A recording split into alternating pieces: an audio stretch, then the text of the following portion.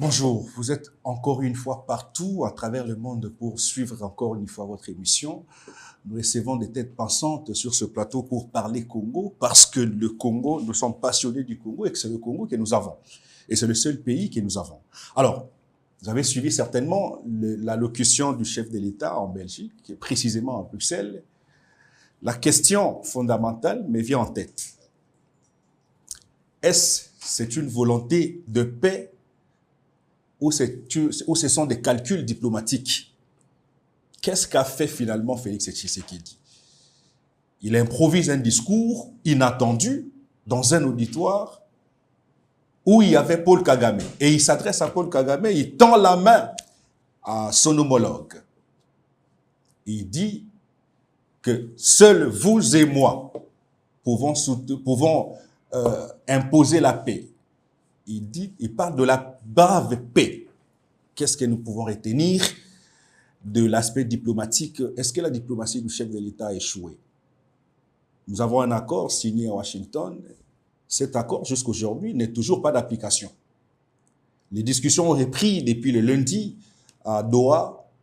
Mais que pouvons-nous retenir de tout ce qu'a fait le chef de l'État pour pouvoir imposer la paix dans la partie Est de la RDC? Alors, nous serons pour vous, M. Tshiswaka, que je laisse l'attitude de pouvoir se présenter. Bonjour, M. Tshiswaka. Oui, bonjour. Vous êtes qui? Acteur politique de la République démocratique du Congo et coordonnateur national de la plateforme politique Horizon 2023. Horizon 2023. Mais 2023 est déjà passé. Oui, 2023 est déjà passé, mais sauf que 2023, dans la dénomination de notre organisation, marquait tout simplement les points de départ d'un processus, des objectifs qu'il faut atteindre. Et Horizon, c'est la perspective qui nous indique effectivement les cheminements de l'atteinte de l'objectif que nous poursuivons, des objectifs que nous poursuivons. Pourquoi vous ne parlez pas de 2028? Parce que d'ici là, on aura des élections en 2028, par exemple. Non, mais quand on parlait d'Horizon 2023, il n'y avait aucune fixation autour des élections de 2023. Ah, d'accord. Encore une fois de plus, j'ai dit que c'est un point de départ. 2023 marquait un point de départ de tout un tas des objectifs que nous nous étions assignés. Et donc, vous savez, ceux et celles qui ne maîtrisent pas leur histoire, je pense qu'ils ne pourront savoir où ils vont. Et donc, 2023 n'avait absolument aucune fixation sur les élections de 2023. Très bien. Alors, vous suivez de très près l'évolution de la situation, l'insécurité à l'Est, et puis ce que fait le chef de l'État pour imposer la paix. Mais on a l'impression que Félix Tshisekedi est au bout du tunnel. Il est allé à Washington signer un accord, pas lui, finalement, c'est la ministre des Affaires étrangères, mais qui a représenté la RDC. Nous avons un accord signé entre la RDC et le Rwanda à Washington, sous l'égide du président des États-Unis. Jusqu'aujourd'hui, les armes retentissent dans la partie Est de la RDC. Il nous amène encore à Doha.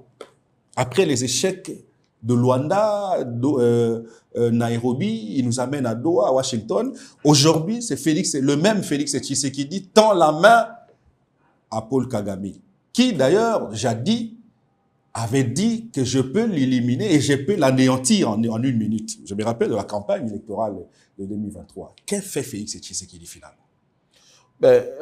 Vous savez, monsieur les journalistes, la guerre, on sait quand elle commence, mais on ne sait jamais quand elle finit.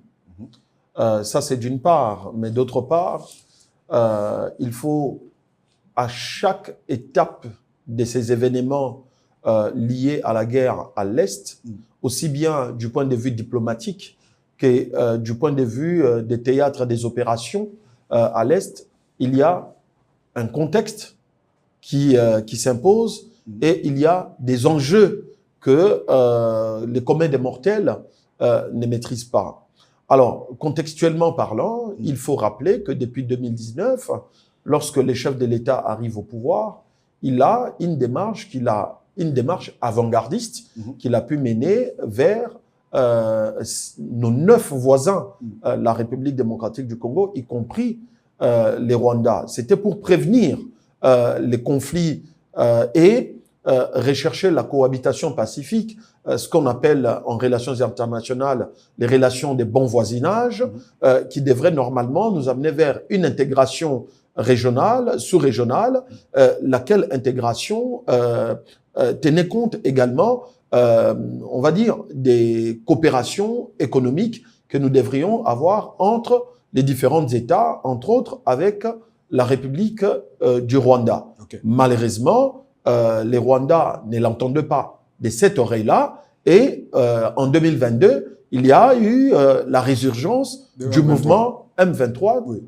soutenu par la République, ou sinon soutenu par les régimes de Paul Kagame.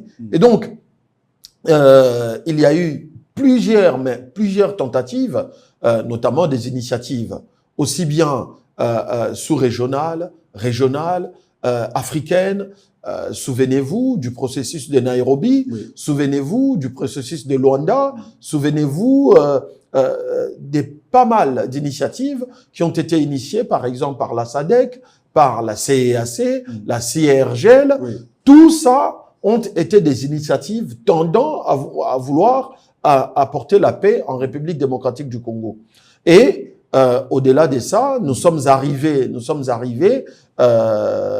en juin dernier à Washington, et par la suite, nous sommes arrivés à Doha avec la déclaration, la signature de la déclaration des principes. Oui. Et donc, aujourd'hui, force est de constater que malheureusement, il y a encore crépitement des balles au niveau de l'Est de notre pays, qu'il n'y a pas encore des signes qui marquent le retrait progressif du M23